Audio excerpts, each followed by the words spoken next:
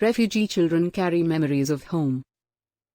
What would you take if you had only hours, even minutes, to decide before being forced to flee your home? And what if you didn't know how long you'd be gone, or what would be left of your home should you return? These are questions that a growing number of refugees have had to confront as new waves of violence and protracted crises worldwide uproot millions from their homes. But even as the global refugee population has more than doubled in the past decade, refugee and displaced children, from Afghanistan to South Sudan to Syria to Ukraine, have something important in common: they all have equal rights.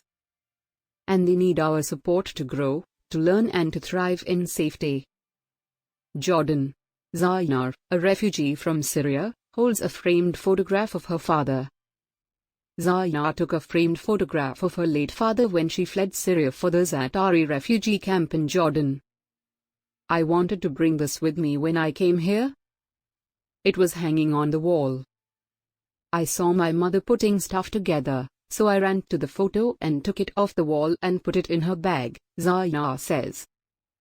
"I have many memories of all the toys he gave me. I couldn't bring those with me."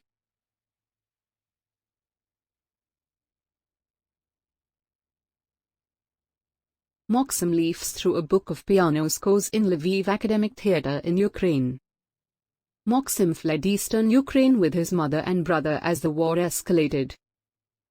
"We had to flee because they were shelling," Maxim says. He was supposed to play his first concert on the piano the week he left. His musical score was among the few precious things he was able to pack and take with him. Ayub holds up a set of spoons at the Zaatari refugee camp in Jordan in 2018. Ayub packed a set of spoons when he fled Syria. "I wanted to take them with me as a memory, so I grabbed them as we were leaving the house and I carried them the whole way here," says Ayub, now in the Zaatari refugee camp in Jordan. "I used to eat my meals with them back at home, so I thought that I'm going to need them to eat when I come to the camp."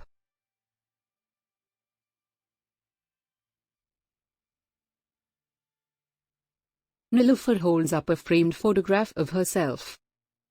Niloufar is Afghan by descent but has never lived in Afghanistan. She was born a refugee in Pakistan before her family sought safety in Iran, Turkey, Greece, and then in Serbia. "I don't have any more photographs, just this one," she says, carefully unwrapping a framed photo of herself. "This is me wearing the religious headscarf I got from my school when I completed the 3rd grade in Iran. All the children got the same headscarves back then."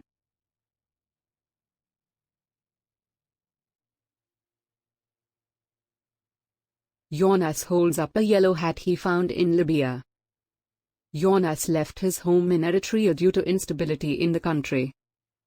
He crossed Ethiopia, Sudan, and Libya, hitching rides in cars and trucks.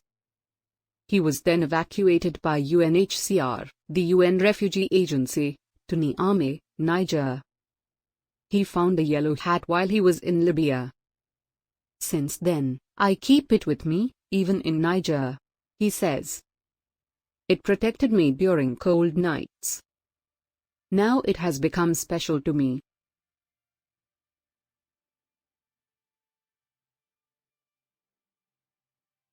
Agnes holds a hat that belonged to her late son. Agnes holds her baby boy's knitted hat in the Bidibidi refugee settlement, northwestern Uganda. She fled South Sudan, in the midst of conflict, where the war and instability had created a severe food crisis. Her baby contracted malaria during the journey to Uganda. He passed away just days after their arrival at the settlement. Reaching safety is just the start. Once out of harm's way, refugee children and their families need opportunities to heal, learn and thrive. UNICEF stands in solidarity with all refugee children, because wherever they come from, whenever they're forced to flee, all refugee children have equal rights. They all need our support. Read more about UNICEF's work for migrant and displaced children and 6 actions that must be taken to achieve equal rights and opportunities for all refugee children.